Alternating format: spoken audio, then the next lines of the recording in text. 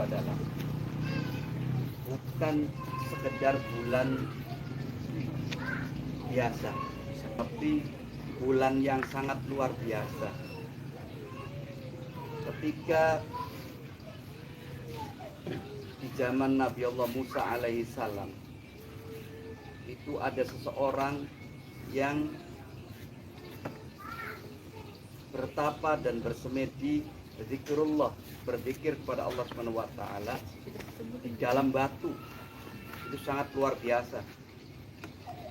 Kayaknya kita-kitaan ya nggak bisa bersemedi itu zikir atau kita munajat kepada Allah berada di dalam batu yang besar. Paling lamun bisa ya kita ya paling batunya paling di batu apa? Di Hanjuang, di batu apa namanya? Renang Ustaz. Iya, betul. Itu umatnya Nabi Musa itu bertapa, bersemedi, munajat pada Allah, berzikir pada Allah selama 500 tahun. Kemudian ditanyakan, ini orang sangat luar biasa sekali, berzikir sampai 500 tahun lamanya, tidak makan, tidak minum, ya selalu munajat, ketergantungan hatinya sama Allah Subhanahu wa taala. Ini sangat orang luar biasa. Akan tetapi Allah jawab bahwa orang yang dalam batu itu 500 tahun berzikir kalah dengan umatnya Nabi Muhammad tatkala menjumpai malam Lailatul Qadar. Kalah ya. Angger kalah. Maka pada saat itu Nabi Allah Musa alaihissalam meminta kepada Allah Subhanahu wa taala itu untuk dijadikan menjadi umatnya Kanjeng Nabi Muhammad sallallahu alaihi wasallam. Karena umatnya Nabi Muhammad itu umat yang di akhir zaman, akan tetapi masuk surganya duluan dibandingkan dengan umat-umat Nabi yang lain. Karena Allah tidak akan tidak ridho tatkala surga itu dimasuki oleh umatnya selain umatnya Nabi Muhammad ini. Sesudah umatnya Nabi Muhammad masuk, baru umatnya nabi-nabi lain masuk. Ini sangat-sangat istimewa. Ya berarti iri umat ini. Iri. Oh, sangat-sangat iri. Makanya kenapa kita itu perlu menyambut dan membenahi diri, mempersiapkan diri untuk menyambut bulan suci Ramadan. Karena tidurnya saja, orang tidur di dalam bulan Ramadan itu dihitung ibadah. Kemudian bau anyirnya itu apa namanya, ludah kita, ya liur ludah kita. Ya. Kalau kita sesama manusia sih, aduh, baunya bukan main. Akan tetapi dipandang oleh Allah itu bau liurnya orang yang berpuasa itu seperti fisik. Jadi sangat-sangat luar biasa. Lamun bang puasa sih tuh pun. Angsa tugas-tugas. Iya. Juga baik. Kayak isun. Cuman ya. Kayak isun. Boleh Pak. Kayak isun. Kacung loh. Sini kan enggak. Ya. Nggak boleh. Wah, ya tidak boleh. Ya itu kan wajib. Makanya Gusti Allah itu memerintahkan berpuasa itu diawali dengan kalimat ya ayyuhalladzina amanu, wahai orang-orang yang beriman. Jadi orang yang berpuasa itu adalah orang yang beriman, dan hanya orang yang beriman itu akan mengerjakan puasa dengan sukarela, dengan kesadaran, dengan ikhlas, tanpa paksaan. Contohnya apa? Di dalam bulan puasa ketika kita berada di dalam rumah, Di dalam kulkas itu banyak buah-buahan, banyak minuman yang enak, banyak makanan di dapur. Tapi kenapa nggak mau makan, nggak mau nyicipi? Waduh, setegluk deh. Kan nggak ketahuan orang. Nggak dilihat orang, nggak ketahuan orang, nggak keciri bahwa kita sudah minum. Begitu keluar ngobrol patik, puasa tak? Puasa. Durung batal, durung. Nggak ketahuan. Tapi kenapa nggak mau kita lakukan? Tentunya itu adalah ada keimanan di dalam hati kita yang menyebabkan kita tidak mau mencicipi makanan ataupun minuman di dalam rumah, sekalipun lezat, sekalipun nikmat, sekalipun tidak ada orang yang tahu. Akan tetapi Allah Maha tahu. Allah Maha tahu. Itu adalah ciri tandanya orang yang beriman seperti itu. Contohnya lagi, orang mengerjakan sholat, nggak ada orang tetap sholat dikerjakan karena menyadari bahwa sholat adalah kewajiban. Sholat adalah kewajiban bagi kita. Makanya ada kerjaan repot atau tidak repot tetap dikerjakan. Maka di dalam ayat yang lain, ciri-cirinya orang beriman itu innamal mu'minuna alladzina idza dzukirallahu wajilat qulubuhum.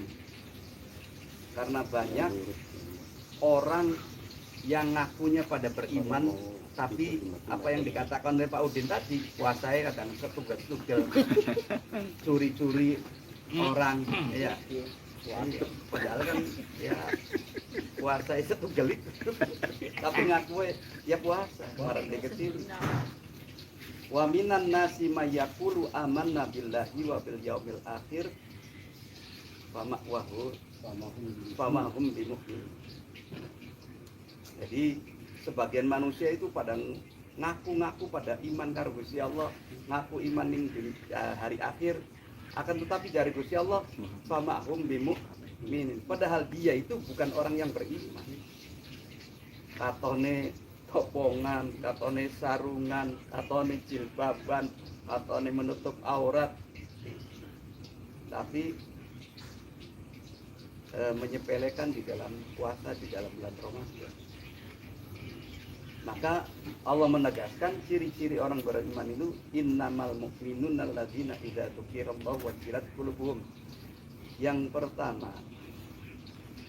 yaitu sesungguhnya orang-orang yang beriman itu tatkala disebut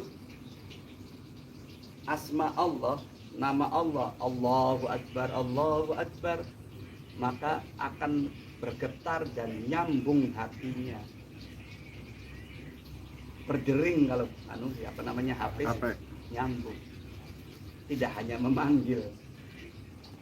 Tapi kalau seandainya kita tidak punya iman, sekalipun sehari 5 kali ada orang yang menyeru panggilan adzan untuk mengerjakan perintah Allah, dadane nganggo speaker pang belum, kupingnya beli budeg, krungu, badane sehat, bisa melaku, bisa wudhu, bisa ruku, bisa sujud, tapi karena keimanan yang tidak stabil, artinya lemah, maka hanya bisa memanggil, nggak bisa berdering, nggak bisa bergetar.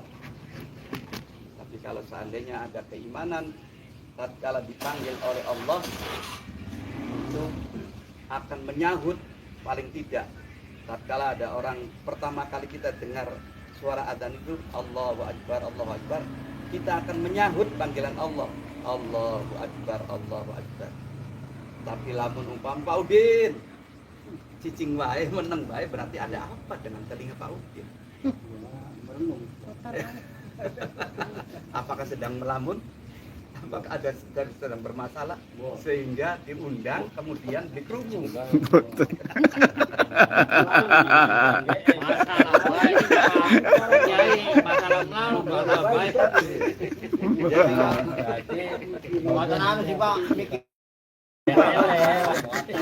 Ada masalah apa lagi merenungan apa? Enggak baik itu masih pikiran Pak Kiai. Terkait apa namanya? Tatkala kita diundang dalam seruan adzan, panggilan itu ada 3. Yang pertama adalah panggilan kita untuk mengerjakan sholat. Yang kedua itu panggilan Allah kita untuk melaksanakan haji ke Ka'bah Baitullah. Kalau sholat dipanggil nggak datang, dipanggil haji kita nggak punya uang, berarti dimangkat maning. Maka panggilan yang ketiga masih panggilan ilahi, inna lillahi wa inna ilaihi raji'un. Wis ngari telu Telah meninggal dunia termaksa, tapi nangis bae. Ya kelingan buka bocah amat wonten. Sedih itu. Barang ngono teka-teka lalen. Kelingan rangda. hari batur kula cerita ke sumro kepada Pak Jurgen. Ang Ustaz kita lo begitu di Mekah lo. Mandeng makan nangis, buku perlu gila. Dari kita apa sampean kelingan pengen dosa sampean ta. Boten je Ustaz. Beli pokoknya kelingan anak tanding umat ta. Boten je. Kelingan apa bisa kelingan bengenin segundul durung bayar.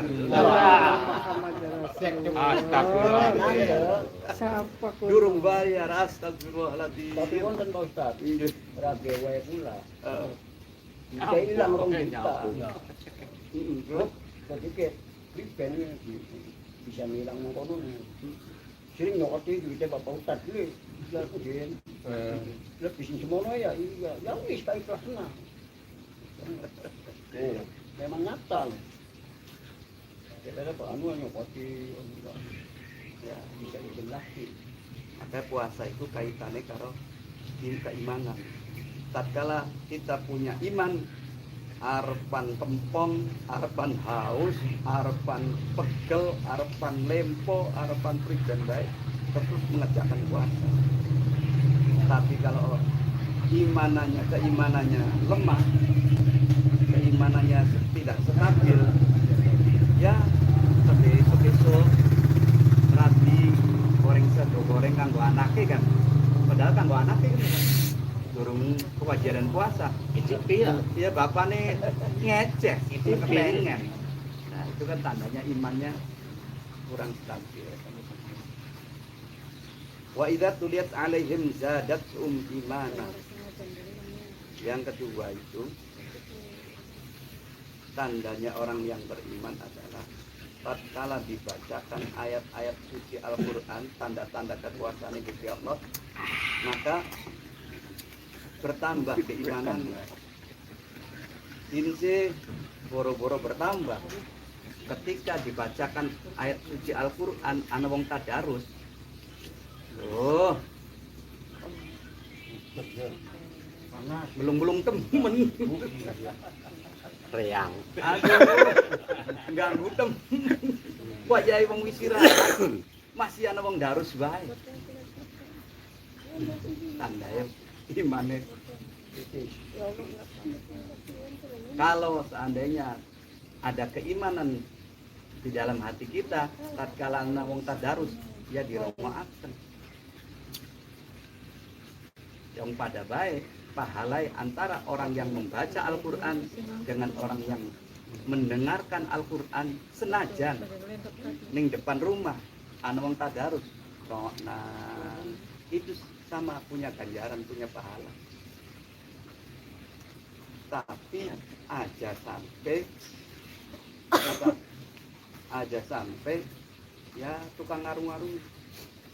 Wong tadarusan salah kabeh. Makhrajnya salah.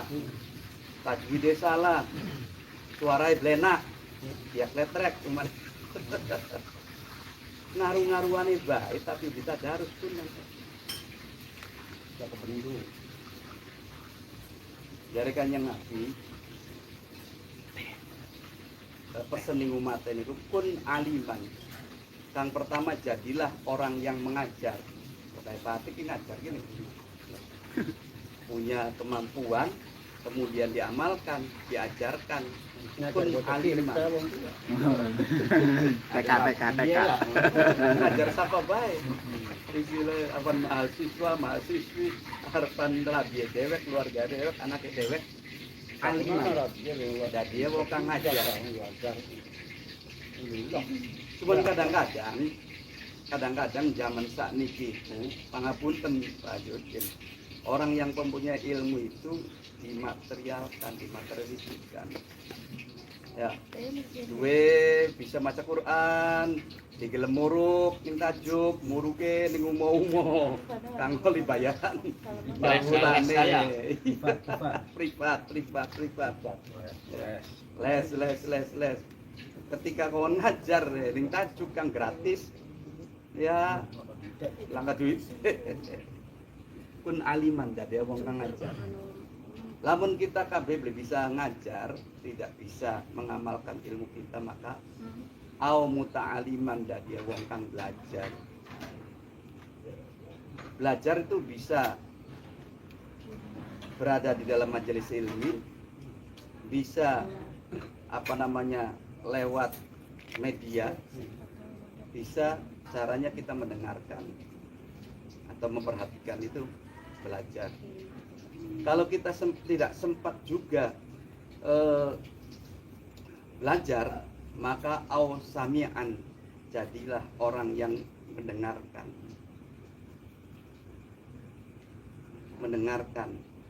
Nah, di sempat maning mendengarkannya, maka au muhibban, minimal menjadi orang yang senang saja dulu. Senang ada orang yang tadarus Quran, senang ada orang yang kuliah subuh. Jangan ada senang pada itu. Pun si ana wong tadarus dilarui, ana wong kuliah subuh dilarui. Wah, apa bisa ngomongin baik Ustaz? Ngamalnya sih masuk bisa. Wah, selalu mencela. Maka jare Kanjeng Nabi, wala takun khomisan, janganlah jadi orang yang nomor 5.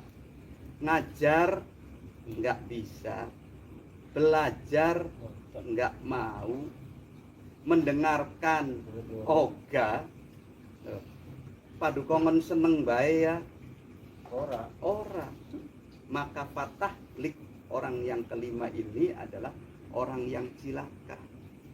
Nggak mau mengajarkan, nggak mau belajar, nggak mau mendengarkan, nggak mau seneng terhadap keagamaan atau ayat-ayatnya Allah. Yang ketiga, cirinya orang yang beriman itu adalah tawakal kepada Allah SWT. Tawakal itu apa? Tawakal itu menggantungkan hati kita kepada Allah SWT. Jangan kita terlalu berharap sepenuhnya terhadap manusia, sebab manusia itu banyak yang berbohong, banyak yang bulit, banyak yang khianat, banyak yang tidak menepati janji dengan manusia. Iya. Maka wa ala rabbihim yatawakkalun, kita tawakal hanya kepada Allah. Wa may yatawakkal 'ala Allah fa huwa hasbuh. Barang siapa yang bertawakal kepada Allah, menggantungkan hatinya kepada Allah, maka Allah akan cukupkan kebutuhan kita. Tapi kalau kita tergantung manusia, tidak menggantungkan hatinya kepada Allah, jadi kok iyyaka na'budu wa iyyaka nasta'in. Tapi nyatanya ketergantungan terhadap manusia. Maka orang yang tidak punya prinsip, selalu merepotkan orang lain, selalu berharap terhadap orang lain, tidak menggantung hatinya kepada Allah. Terus yang keempat adalah alladzina yuqimunas sholata. Cirinya orang beriman itu mengerjakan sholat. Ngaku kayak ngapa kita beriman, tapi disembayang ya pangapunten. Tidak, artinya tidak mencerminkan orang yang beriman. Kalau kita ngaku sebagai orang yang beriman tapi nyatanya tidak mau mengerjakan sholat. Yang kelima adalah wa mimma razaqnahum yunfiqun. Cirinya orang yang beriman itu mau menginfakkan sebagian hartanya di masjid, istilahnya loman. Oleh karena itu kita kembali lagi pada bulan suci Ramadan, perlu kita mempersiapkan diri. Lamun aja diceterkan hari raya sadurunge kanggo apa? Untuk menghormati bulan Ramadan. Man fariha biduhulil Ramadan haramallahu jasada wa akhirat. Barang siapa yang merasa berbahagia ya dengan datangnya bulan suci Ramadan, kita sambut, kita persiapkan diri kita, maka diharamkan jasadnya dari kebaran api neraka.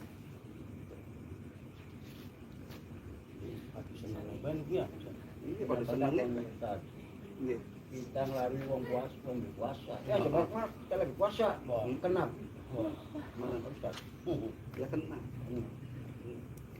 Wong orang Yahudi pernah diterangkan di dalam kitab Nasihin itu, orang Yahudi kok bisa masuk ke surga? Kenapa? Ternyata ditanya dulu pada waktu hidupnya itu pernah melarang anaknya makan di pinggir jalan atau di depan pasar. Jadi penghormatan memang. Agamanya bukan Islam, tapi ia menghormati orang yang sedang puasa. Cung, mangannya aja tinggalan sih. Cung, makanya jangan di depan orang banyak. Gara-gara Jaweni itu saja loh. Karena bulan puasa itu bulan yang sangat agung, maka bisa menjadi surga kita. Jadi sekali lagi bahwa bulan suci Ramadan ini bukan bulan biasa, tapi bulan yang luar biasa. Karena pintu-pintu surga itu dibuka, pintu-pintu neraka ditutup, setan-setan itu dibelenggu. Tapi pertanyaannya dari Pak Haji Udine, Pak, dari bulan puasa ke bulan Ramadan setan dibelenggu, tapi akeh wong maksiat bae. Ano kang masih kiye gaplian bae. Kali-kali panas. Iya. Kang nempur ya nempur bae. Nah, jawabannya itu nempur apa? Niku padahal sih sanes setan. Ya, sanes setan yang mengajak kita pada perbuatan maksiat, yang sebab Ramadan itu setan ini pada dicangkang, pada dibelenggu. Itu adalah yang menjerumuskan kita kepada kemaksiatan, yang mengajak kita pada kemaksiatan adalah hawa nafsu kita. Hawa nafsu kita. Makanya tujuan puasa adalah diantaranya adalah untuk mengekang hawa nafsu. Mengekang hawa nafsu. Karena ketika Allah SWT itu menciptakan makhluk yang bernama akal, dari Gusti Allah, kun fayakun, jadi, maka jadilah makhluk yang namanya akal. Anta man ana wa man anta. Isun dari Gusti Allah, akal wa anna abdi, engkau adalah Tuhanku, aku adalah hambaku. Itu akal.